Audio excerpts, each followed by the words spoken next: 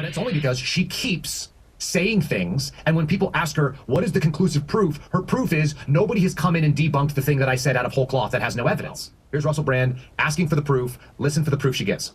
Where is the corroboration? What are we seeing that's indefatigable? What are we seeing in the case of were Israel involved in the assassination of Charlie Kirk? Is there some connection to Israel?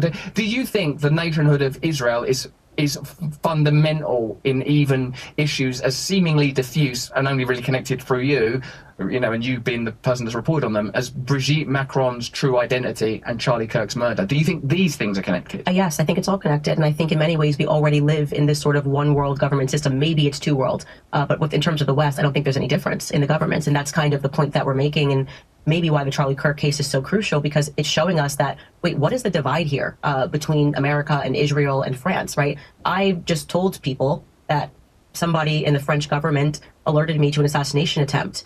Shouldn't that require a comment from the President of the United States? Shouldn't the President of the United States be forced to make a statement about that?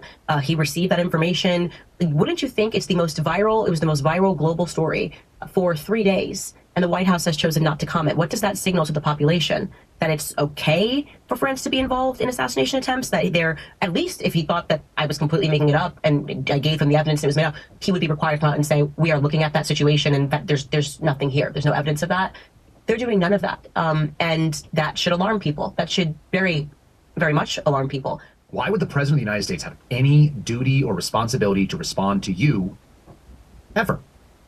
Why? What's up, folks? Your boy Despot. Welcome to another episode of Dumb Cops. My rules to the show are very simple. They're flashing across the screen right now. Please follow and obey. Now, you might be asking yourself, why do I got Kyle Seraphin on Dumb Cops? Why do I got Kyle Seraphin showcasing a video from the Russell Brand Show in his interview of Candace Owens? Who are the dumb cops in this scene? Well, it's obvious. She's the dumb fucking cop. You people who follow her and take in all this fucking bullshit and think there's any merit or truth to it, you are the dumb cops, the basement dwellers who think you're going to solve a high-profile murder using grainy cell phone video captured from social media accounts, ignoring all evidence. What evidence do you need? Well, if you can't prove to me it wasn't Israel and the Jews, then it must be, except for going with the established evidence, the evidence we already fucking have, which of course Candace thinks is bullshit, smart enough to pull off the killing, but was stupid enough to text his lover. Are you saying he didn't text his lover? Were those the Jews that were texting his lover? Or were those texts were truly from him, but the Jews were making him do it? Was it all part of their plan? Here's why I'll tell you this is bullshit, folks. And I know these are the observations of an idiot. I'm stupid. I admit it. I try to see what's right in front of my eyes, and part of that is seeing backwards. Going back into history.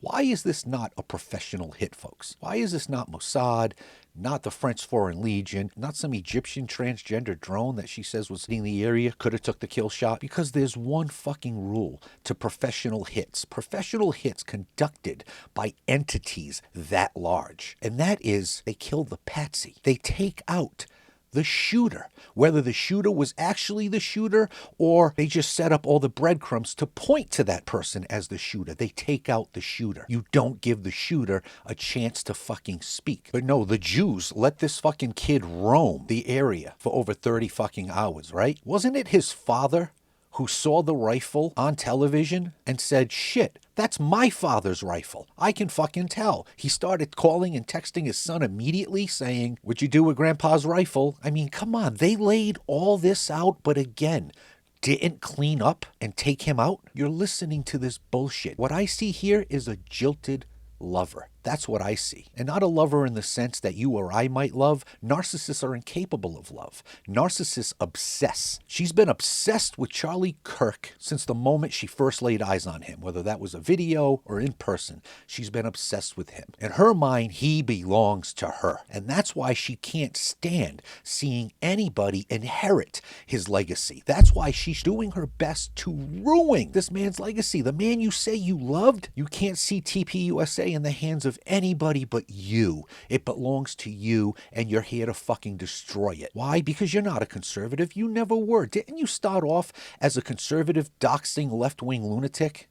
right? You found your grift. You were the first black voice, the first black female voice to come in with an anger and an aggression, and you ignited a base, and we all loved you for it. But it also wouldn't have happened if you weren't so fuckable. You think the President of the United States owes you a phone call? The assassination attempt on you must be true because President Trump didn't call me to check on me.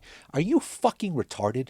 Who the hell do you think you are? I guarantee you, if the president was asked right now on the spot, hey, what do you think of Candace Owens? The first thing he's going to say is who? And I'm sure you guys have met, but I'm telling you, he's going to say who? And then they're going to pull up a photo of you and he's going to look at you and go, oh yeah, I'd fuck her. That's about it, dude. That's about all you're worth. A phone call? The reason why you can't corroborate anything for Russell Brand is because French intelligence would never reach out to you to tell you about this plot. They'd reach out to the State Department. You would have found out about the plot through President Trump, you fucking moron. That's the way it goes, you grifting cunt. And you know what? She's not alone in this. There are thousands, if not millions of fucking people that are spreading this bullshit.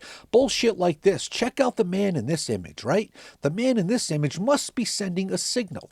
Because he's folding his hands, folks. That must be a symbol. No, it's not a symbol. So many of these things are so easily explainable, and she knows what this is. My police department called this the ready position. That's what we called it. Other departments might have a different term for it, but let me describe you at least what the ready position is.